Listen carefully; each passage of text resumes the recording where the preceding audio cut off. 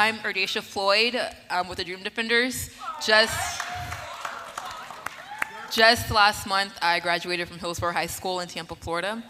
But I also have 4 uncles who have all been to prison and are still in prison despite them having left years ago. The state of Florida is no stranger to privatized prisons. Just 30 minutes away is the headquarters for the second largest private prison company. They provide a direct incentive to contract holders to ensure and keep large prison populations. In addition, some private prison operators have donated trillions to Florida politicians. Will you pledge not to accept contributions from these groups? And what is your plan to address the influence that for-profit private prisons, operators, and bail bondsmen have on our prison and bail policies? And thank you. And the first question goes to Mrs. Graham.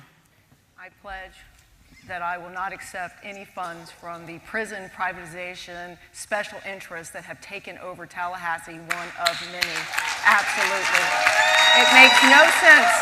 We should be using the opportunity to rehabilitate and provide resources in our prisons. I had a chance to go be the keynote speaker at a prison facility in Gadsden County that provides GEDs and vocational training, and you can get out of prison and you have a skill set. The private prisons, their only goal is to keep people in prisons. So not only do I pledge not to, but I pledge to end the privatization of our prison system and make sure that the goal of rehabilitation is the primary goal for the state of Florida when somebody is part of our criminal justice system. Thank you, Mrs. Graham. Mr. Gillum, you're next. Yeah, let me say I will not be taking money from private prisons, and I believe private prisons ought to be illegal here in the state of Florida. They should not exist. I also want to give a shout out to you, Ms. Floyd, and to the Dream Defenders.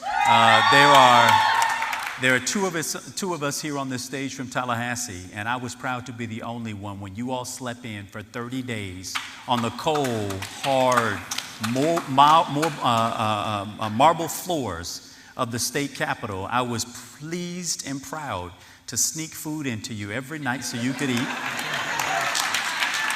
to stand up for you and to stand beside you, because you all have been standing in the gap on behalf of marginalized communities, shaking up the political process, having politicians across the state run scared because they are afraid of your power. And I hope you keep at it. Good luck. Thank you, Mr. Gillum. Mr. King, you're next. This is a very easy question for me. I not only won't take any money, I don't think they'll give me any money after what I've said, but I have said that it is my goal to bring an end to private prisons in the state of Florida as quickly as possible. And you know, this is just where we start. I say this is a great starting place because there's a lot, as you said in the opening of your question, a lot of criminal justice reform, big ideas that have gotten no attention in Tallahassee. You know, it's wrong to me that we are a national leader in locking people up. And I believe we need a governor who has some big ideas and big goals. And one of them, I've said, is to reduce mass incarceration, to cut the prison population for nonviolent offenders in half in the next 10 years. And more than that, I am so proud I'm the only person on this stage who has taken a position and said, along with private prisons, I will end the death penalty because it is wrong in Florida and it's disproportionately used against communities of color. Thank you, Mr. King. Mr. Levine? Thank you. Clearly, we all agree that these private prisons are horrible. We're giving people an incentive, companies an incentive to lock people up. So I could tell you that I would definitely not be accepting any funds from the private prison industry, that's for sure. But I think I'm as likely to get money from them as I probably would get from the NRA, okay? Which is definitely not happening. You know, I think the bottom line is this. I think we all agree. We got to cut this pipeline for African-American men to prison. And the only way we're going to get there is to be able to make sure that we have greater economic opportunities, that it starts in the high schools. It starts with career technical education. It starts with apprenticeship programs. And it starts with offering programs and funding our